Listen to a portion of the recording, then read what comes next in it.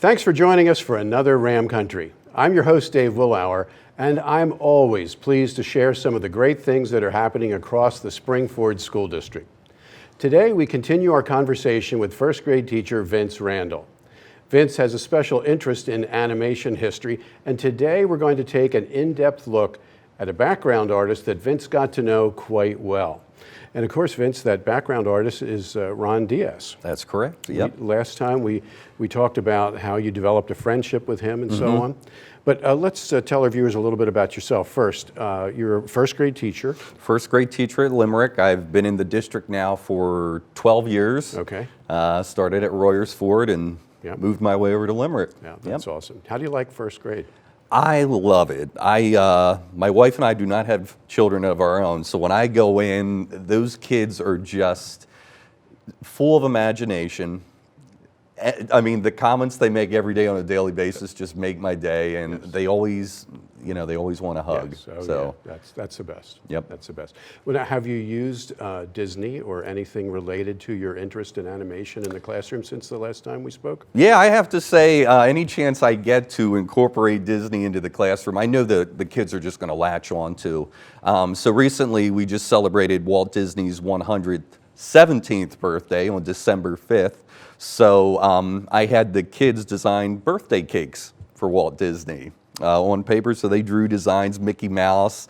They really did a stellar job with it. And in addition to it, they got to learn that Walt Disney was actually a real person. What was the reaction? Because it's just a brand today, right? Right. It's just yeah, exactly. Well, I have a picture of him in my room with Mickey Mouse, and I said, yeah, that man right there looking at Mickey, that's Mickey's daddy. And they're like, wow, Mickey has a daddy? Yeah, that's Walt Disney. He was a real person. So they loved it. Oh, that's great. I'm sure they were interested to decorate those cakes. Absolutely. They were thrilled. Now, the last time you were here, we talked about you were doing a piece, some study, some research on Dick Kelsey. Yes. And he was an animator. He was a background artist. He Was a background artist. Okay. Background artist, layout artist. He played a big part in finding out what colors they should use for certain scenes. He did a lot of staging work. Okay. In addition to storyboarding and conceptual art. All right. And to do that, you were doing research. You talked to Ron Diaz. Yeah. When I typed in Dick Kelsey's name when I first started research, Ron Diaz was one of the first people that came up on just a regular Google search. And when I found out that Ron, at a very young age, early 20s, worked with Kelsey, when I found out that Ron was still with us, I had to send him a letter. And that's pretty much how it all got started. And the telephone calls began, and eventually we got to meet in person. And he was a youngster. Ron was a youngster compared to a lot of the folks who worked for Disney back in those days. Yeah, absolutely. I mean, when he started working for Disney, I mean, he just barely turned 19 there, and then after Disney, I mean, he hopped from one studio to the next, and so when he moved in, he was the young guy, but with a lot of talent and a great eye for color, which was what he was known for. All right. So when we left off, Ron had just gotten the job at the studio. He had won the stamp contest, designed a stamp for the United States Postal Service, and had won that competition. And he was busy. He was busy developing that portfolio, but then when he won the contest, they offered him the job. He got the job. That stamp is what did it, what really brought attention. So he had a lot going on at the time. Yes, he did. Keep in mind, he graduated from high school. He did a slew of studies, with various art schools abroad and right there in Hawaii where he was from. And then he went over to Burbank to really pursue his interest at Disney. He was determined to become a Disney artist in some capacity. But at the same time, his father was having health issues. Ron was actually drafted in the Army. Hawaii said, well, we don't need you here right now, but when you go over to California, check in over there. But the quota was met, so he didn't have to do that. Working at a motel, trying to make ends meet, and then he won this contest. He was preparing a second portfolio for Disney, because they rejected his first one. Right. Just tell us that story briefly again about he had a portfolio prepared when he went to the studio. Yeah, right? when he came over to the mainland, as he would say, he went to the Burbank studio. He remembers seeing the studio for the first time, and he was just enamored. I mean, he was like, he couldn't believe he was there to begin with. And when he showed them his portfolio of work, they said, "This is fine, but we want to see what you can do with your art, your talent. We already draw these Disney characters, you know, so give us a sample of what you can do and your expertise." So he had to go back to the drawing board. So he wins the contest. He gets hired, and now he's going to be flown to Washington.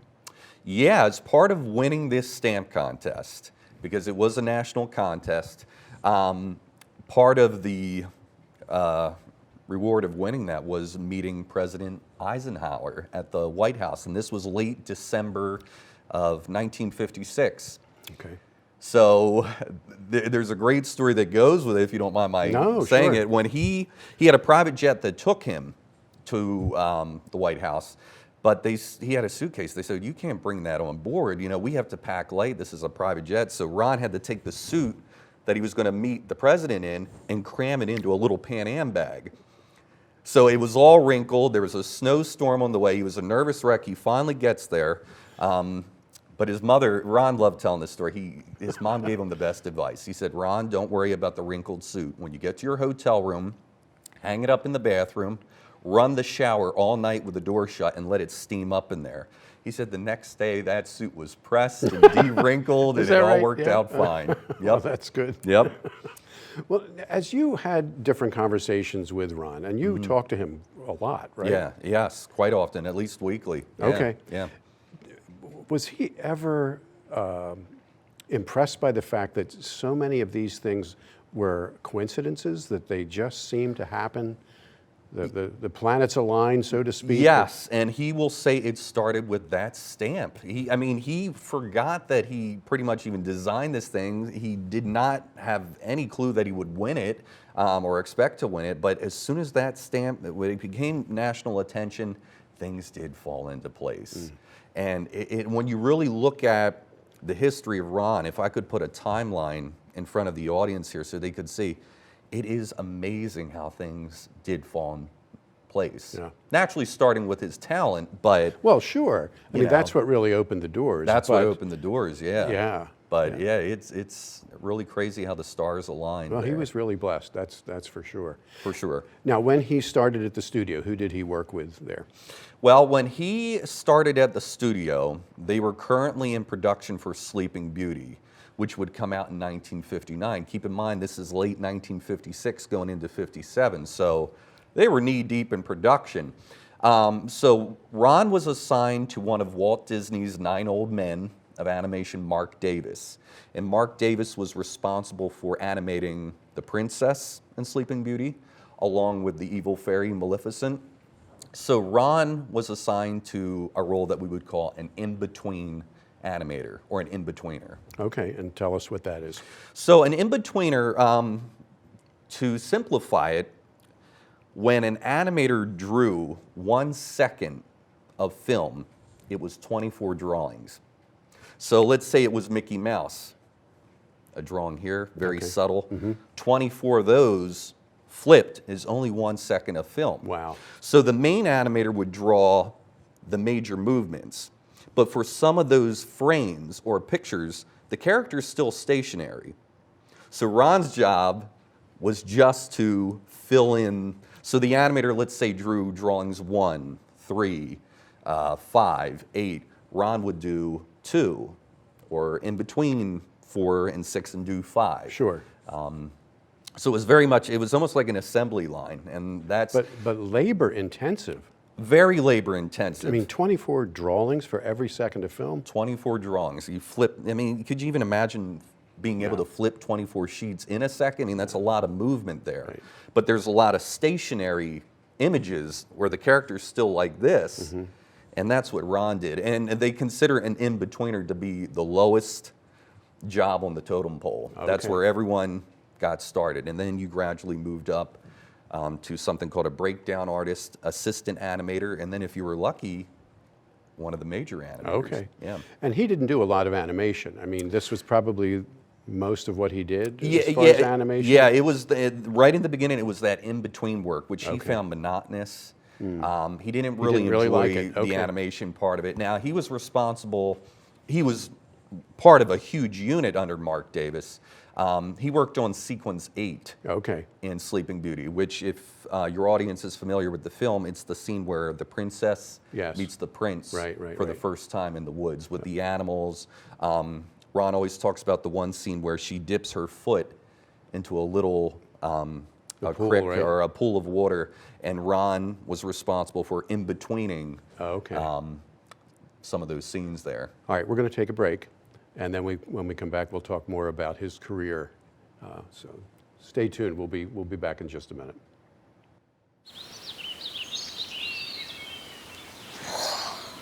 Oh, look, a redhead.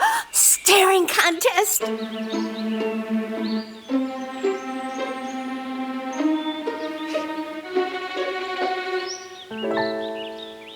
You still got it.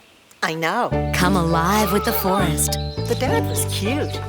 You were looking right at us. Visit discovertheforest.org to find a forest near you.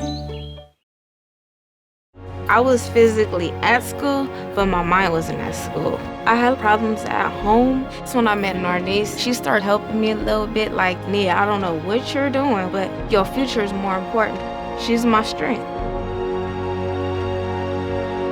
It takes a village to help somebody get their diploma. It changes your whole life. Find free adult education classes near you at finishyourdiploma.org. Welcome back to Ram Country. We're continuing our discussion with Vince Randall, first grade teacher who has a particular interest in Disney animation, and also the career of Ron Diaz. Yes. And before the break, we were talking about Ron working as an in-betweener, and he did a little bit of work, didn't find that very enjoyable. So what was his next step? Well, Ron, and the thing about Ron with the animation, he knew then and there he wanted to do background paintings in animated films. So he kind of got into trouble. He would sneak around the studio to certain parts where the background artists were working. And when I say background artists, you have the characters in the foreground there, but there's that painting in the background. And that's what Ron, he wanted to do those. So he would sneak around.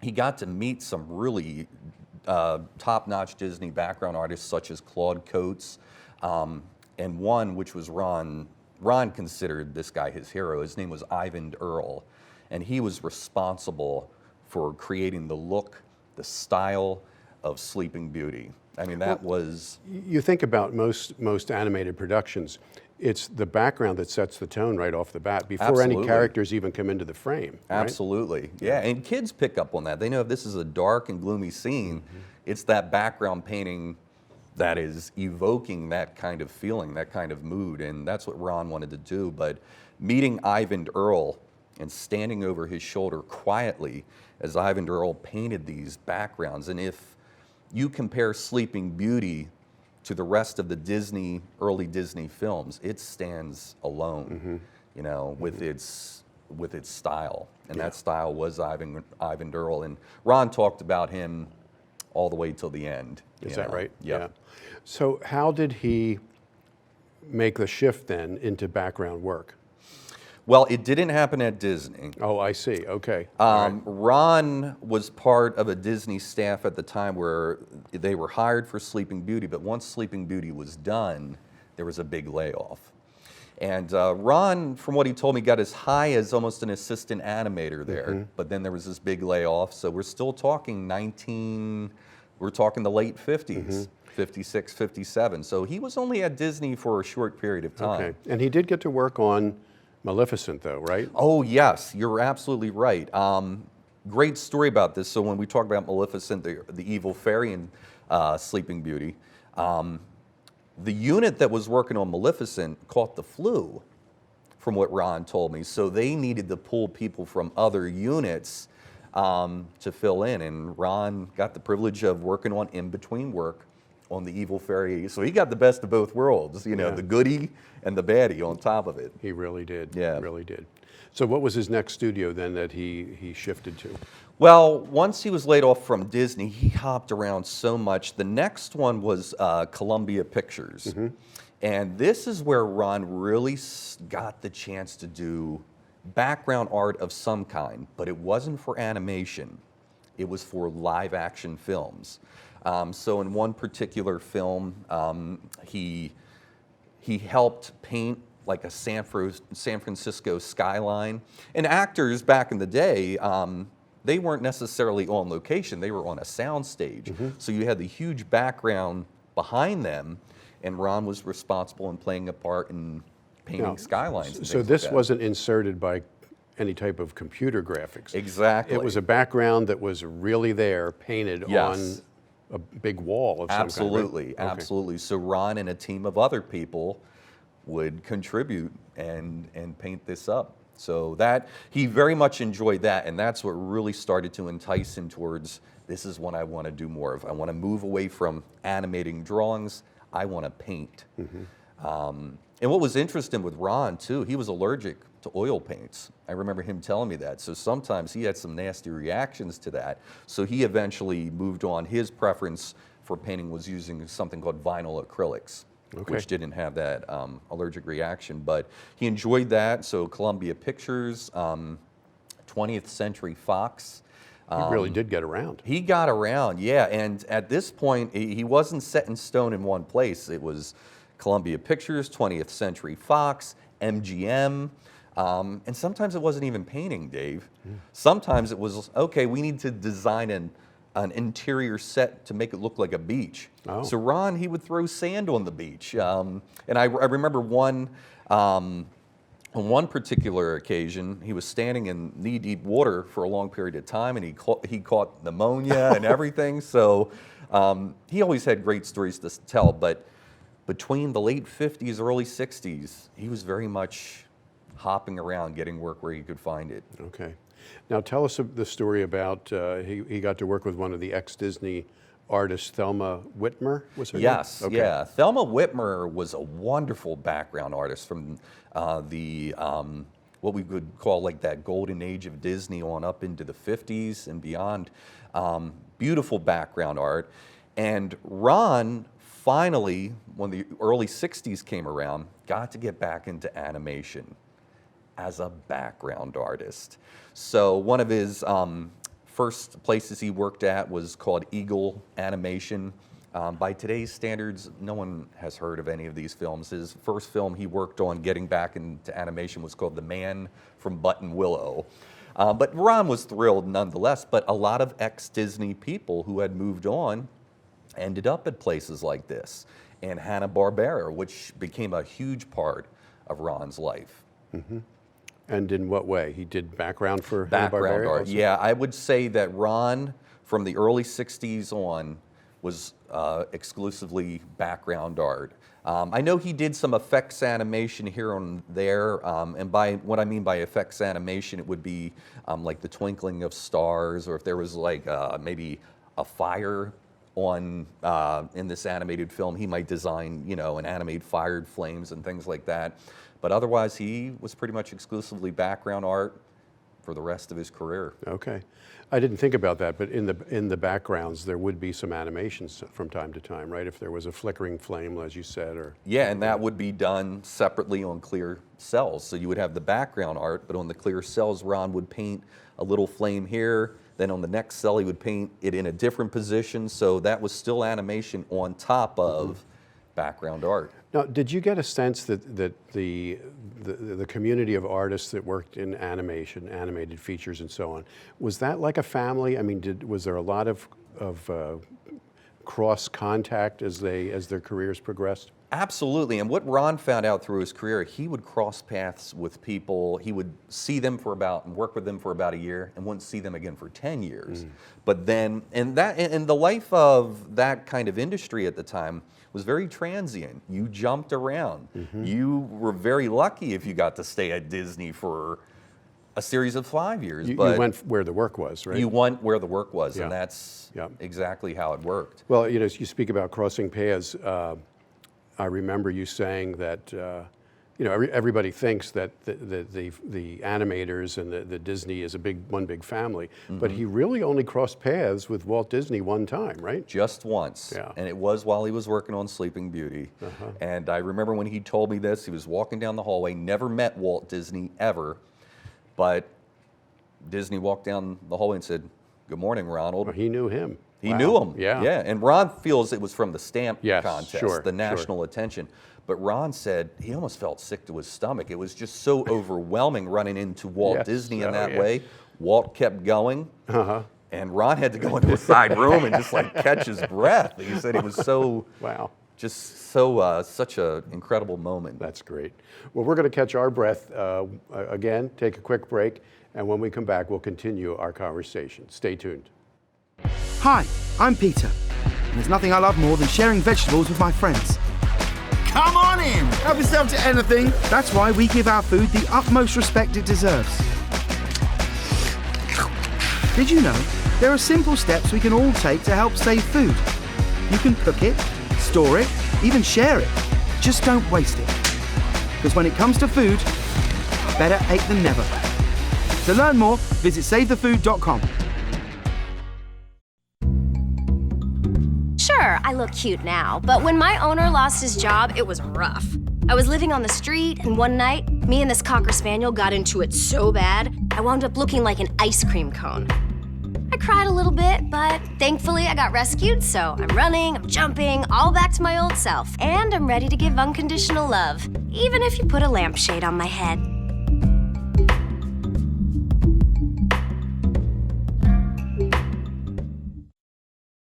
Welcome back to Ram Country.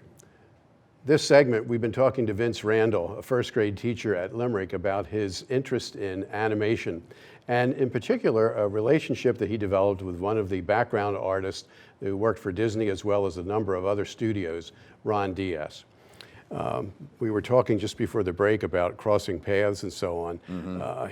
He crossed paths with Dick Kelsey, and you know, that opened some doors for him as well, right? Absolutely. And what was great for Ron was Dick Kelsey was even kind of a part of Ron's childhood, so to say. I mean, Dick Kelsey illustrated little golden books. One in particular was Disney's version of Peter and the Wolf. Beautiful, beautiful illustrations. We're talking that coming out in 1946, so Ron was only 9 years old. So to then, in the early 60s, to sit next to this guy and learn from him and stand over his shoulder. Yeah. How cool is that? I mean, because Oh. then Ron actually got to work on some of the golden books too, right? Yes, absolutely. And that was a whole Yeah. separate part of Ron's career that he thoroughly enjoyed. But he always told great, and he learned so much with Kelsey. Because Kelsey, when he drew, he didn't draw with a pencil. But Ron said he would use the paintbrush as if it were a pencil. That's how Ron would describe it. So he would put pastel down on background art. And when you think of pastel, what do you think of? Like Dust, chalky, yeah, dusty? right. The studios would go nuts. They're like, when we put down the clear celluloid sheets, it's going to stick, the dust is going to come up. But Ron said Dick Kelsey would be spraying that. He had a big cigar in his mouth, and he would be spraying this fixative. And Ron, Thelma Whitmer, who we talked, they'd be in this closed quarters, no ventilation, all of this fixative sprays in the air, and there he is puffing on a cigar. You're talking inspiration, right?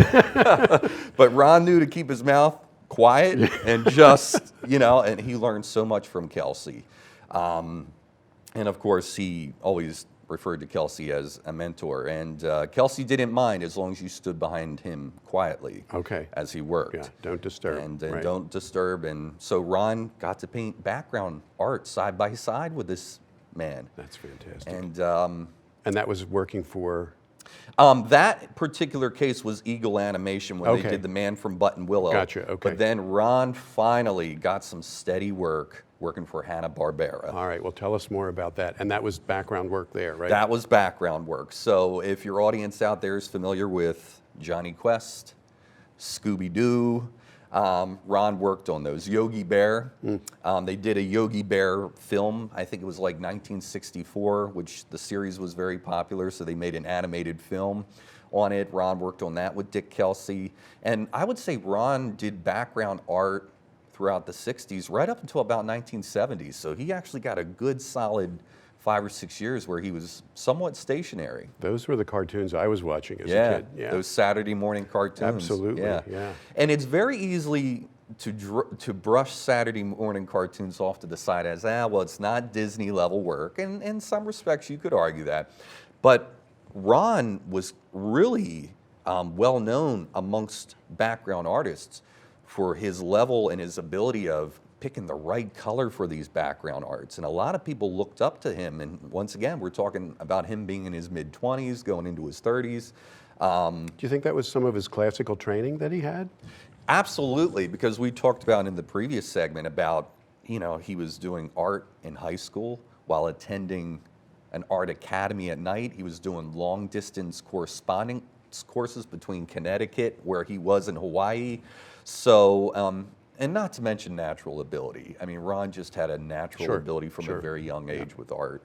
But yeah, when you watch some of those Scooby-Doo episodes, Ron's in there, the background art right there, and he gets credit for it. He does. Yes. He was credited in the credits after the Absolutely, which was a thrill for Ron because, like we talked about, a lot of these artists didn't get credit. Right.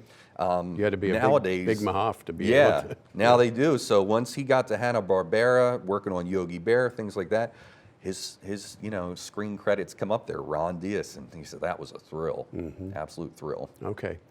Some of the other characters that he worked with too. He worked for Warner Brothers too, right? Yeah, he got to know Chuck Jones. Oh wow. Fairly well on when you think about the Warner Brother cartoons, Speedy Gonzales. Ron got to work on those background art once again. So even though he was at Hanna-Barbera, he was still doing some freelance stuff too on the side. I don't know if this is a name many people have heard of, but if you're a hot rod enthusiast, back in the 1960s, there was a prominent artist named Ed Big Daddy Roth, who was responsible for creating Ratfink, which is kind of like Mickey Mouse's creepy uncle, if you want to think of it that way.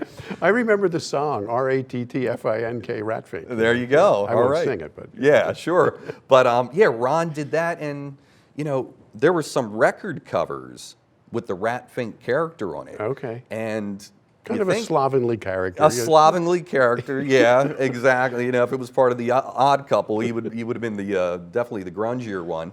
But Ratfink, he's like on this surfboard. Well, when I first saw it, I thought, oh, this is Ed Roth's work, And no, I talked to Ron one day, and he says, no, Vince, I did that record cover. He says, look in that wave that Ratfink's surfing on. And I looked. He says, do you see an R-D in that wave? And you can still buy the record today. They re-released it.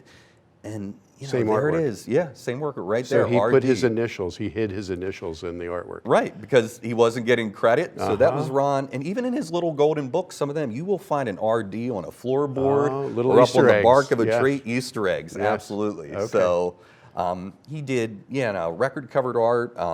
When kids bought model kits of cars by the Revell company, Ron designed some of the model kit box covers and things like that. Wow. Cartoons magazine.